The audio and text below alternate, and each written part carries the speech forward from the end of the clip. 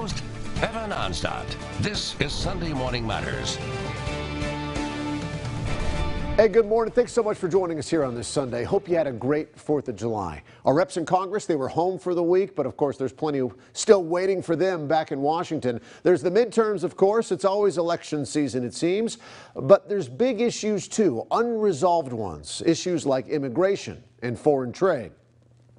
And one of the people being as vocal as anybody there in Washington about some of these big issues, Congressman David Valadao, who joins us in studio. We talked via satellite, 2-3 weeks ago. It wasn't long. Yeah. It's nice to have you here in studio, though. Thanks for having me. Did you have a good 4th with the family? Yes, I did. Well, good. It's nice to step away, I bet. It is. It is. It's nice to spend some time with family and barbecue and just have a good time. Yeah, I believe it. I can believe that D.C. is a frustrating place. Yeah, very. I mean, does it ever get to the point, I know this is just speaking really broad, does it ever get to the point where all the hassle, you do all this work on trying to get a piece of legislation, the thing gets blown up and it doesn't end up passing anyways and nothing? I mean, do you ever just want to, do you ever consider throwing your hands up and saying, you know, I don't know how much longer I want to do this? There's too much to fight for. But the one thing that we don't see a lot out there talked about, and we do send out our press releases and stuff, but it's not as exciting as some of the things that get blown up, obviously. But we do get some good wins. I mean, I had my Blue Water Navy bill passed the House the other day. I do believe it will become law. We're actually getting some good positive movement on our appropriations. Where the Senate is doing things they've never done in the past, which is actually doing their job. Makes our jobs a little bit easier in the House side. So there's some positive things going on, but again, it's just not as exciting as some of the other stuff. We all want to talk about immigration, right? Well, and immigration's a big topic. Of course it is. It's a big topic. It's something that, it's not a lack of trying on a lot of people's part, including your own, but I mean, what do you think it's going to take to get a comprehensive bill passed and signed by the president? Those are two different things, of course. So one of the issues that I was taught a long time ago is don't fall in love with your own piece of legislation. And when you get an opportunity to vote on something like we did last week, the compromise bill, which Democrats will say, oh, we weren't at the table. There was a lot of conversation behind the scenes. There is a lot of stuff in the bill that they would have supported, they should have supported. It would have been nice to see more Republicans and obviously Democrats come on board and support the compromise. It was a good piece of legislation. It was a compromise. It wasn't anything that either side can celebrate and run to the home and brag about, but it was a good compromise. But was it a compromise between everybody, or was it just a compromise between Republicans? So it is, that bill was crafted amongst Republicans, so it was more closed-door meetings. And yes, Democrats did not play a role in the exact crafting of that bill as it was being drafted. But you have to remember, there's not a lot of things out there being talked about in immigration, a lot of solutions that they haven't been a part of, that they haven't negotiated as a part of. And especially if you compare bills like the 2013 Gang of Eight bill that passed out of the Senate with every Democrat senator voting for. There's a lot of things in this bill that were in that bill too that Democrats played a role in. It's not like we're inventing new policies and new creative ideas.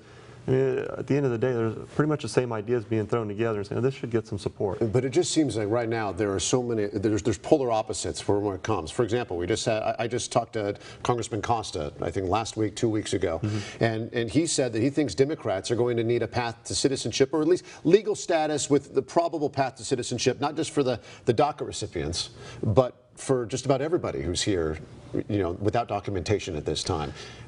I don't see a huge or even a small number of Republicans getting behind that right now. Well, so if you compare like the Gang of Eight bill from 2013, there was a path to citizenship for a lot more folks, yes. Obviously the larger pot, but there was also it was like $46 billion total in border security. That includes what they'd spent on the border and the hiring of new Border Patrol agents. So there was more give and there was also more take. Trump came in with his 4-pillar plan, which has a little bit give and a little bit of take.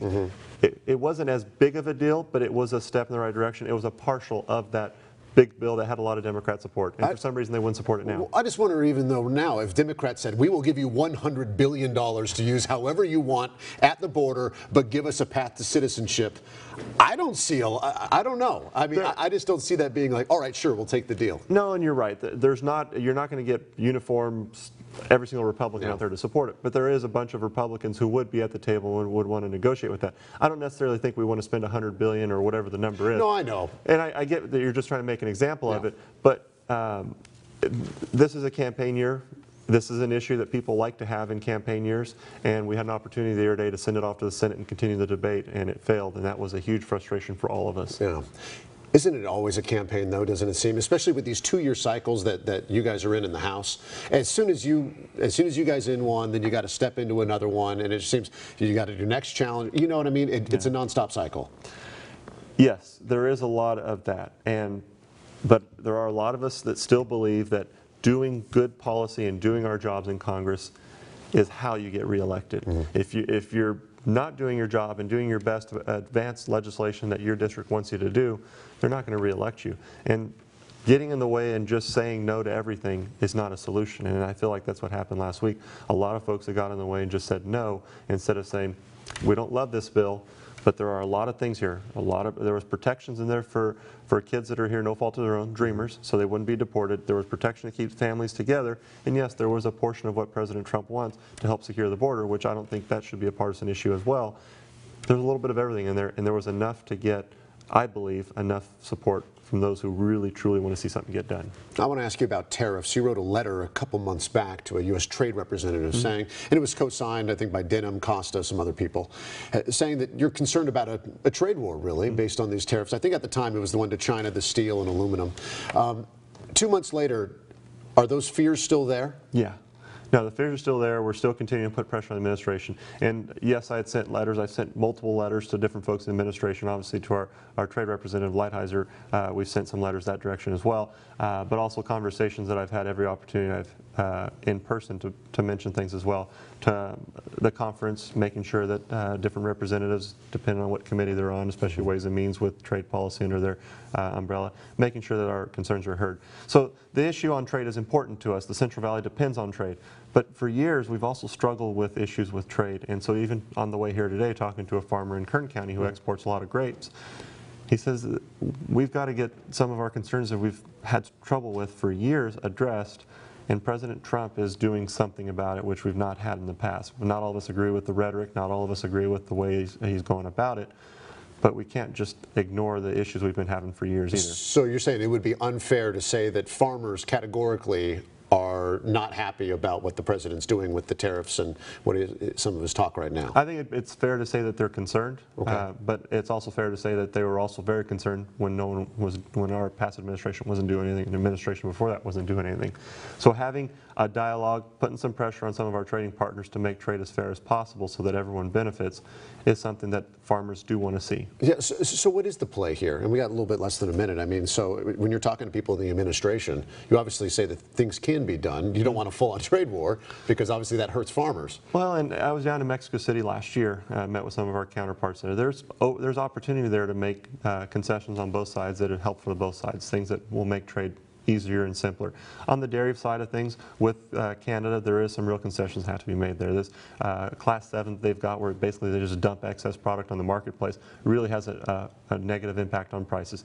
When you see things going on in India and China when it comes to our almonds and pistachios, it's things that a lot of farmers are concerned with. So making sure the administration knows here's some places where you can work and get some real solutions that help benefit us is one of the best plays for us to make sure we play into the administration, let them know where our opportunities are.